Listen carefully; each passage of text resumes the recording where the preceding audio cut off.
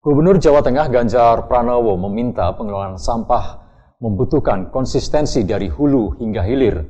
Edukasi berkelanjutan diminta terus dilakukan sehingga pengelolaan sampah dapat memberikan nilai tambah. Pengelolaan sampah membutuhkan konsistensi dari hulu ke hilir. Beberapa contoh pengelolaan sampah di daerah dapat direplikasi sehingga gerakan besar untuk menyelesaikan persoalan sampah bisa dilakukan, termasuk pengembangan ekonomi sirkular.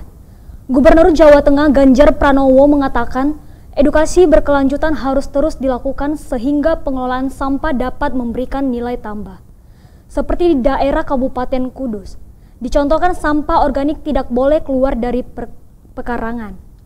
Sementara sampah yang boleh keluar yakni sampah anorganik, sehingga bisa dipilih dan dijual untuk nilai tambah. Ganjar menitik beratkan perhatian kepada pelajar, karena edukasi tentang persoalan dan pengolahan sampah bisa dimulai sejak dini. Mulai dari bagaimana mencintai lingkungan, bagaimana melakukan aksi nyata seperti menanam pohon, hingga memilih sampah dari rumah. Potensi ekonomi sirkular di Jawa Tengah dapat dikatakan tinggi melihat banyaknya sampah yang mencapai sekitar 6,3 juta ton per tahun. Dari jumlah tersebut, sekitar 17,8%-nya adalah sampah plastik.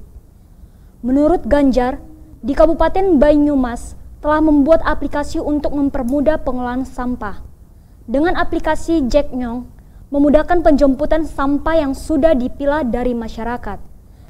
Aplikasi tersebut bisa direplikasi daerah lain. Selain di Banyumas, beberapa desa di Tegal juga sudah menjalankan program bernama Merdeka Sampah. Dengan pola gerakan tersebut tidak boleh berhenti, agar pengelolaan sampah bisa berhasil. Perayaan Hari Lingkungan Hidup Sedunia itu kita makin aware, kita makin peduli. Dan saya ingatkan tadi, awas ya, terjadi global climate change dan hari ini akan terjadi kemarau yang agak panjang. Maka bagaimana menjaga ketahanan pangan kita, bagaimana sampah-sampah kemudian juga tidak menimbulkan penyakit. Ayo pengelolaannya mulai bagus seperti yang ada di Kudus tadi dicontohkan. Yang organik diselesaikan di rumah dan tidak boleh keluar dari pekarangan. Nah, mereka diajari dengan komposter. Yang bisa keluar yang anorganik itu pun dipilah dan bisa dijual. Maka ini punya nilai tambah. Bagaimana agar mendekatkan itu? Aplikasi. Nah, ini anak-anak muda sekarang yang keren menurut saya untuk bisa kita dorong. Tapi ini harus menjadi gerakan besar sehingga itu menjadi kekuatan yang sangat efektif untuk menyelesaikan persoalan sampah. Banyumas sudah punya itu. Nah, Jeknyong itu aplikasi yang bagus, dijemput bola, terus kemudian dilakukan. Tegal juga sudah mulai beberapa desa ya Bu, Merdeka Sampah judulnya. Di Merdeka Sampah di Kabupaten Tegal itu menurut saya juga menarik. Jadi pola-pola gerakan yang tidak boleh berhenti, sehingga nanti bisa sukses.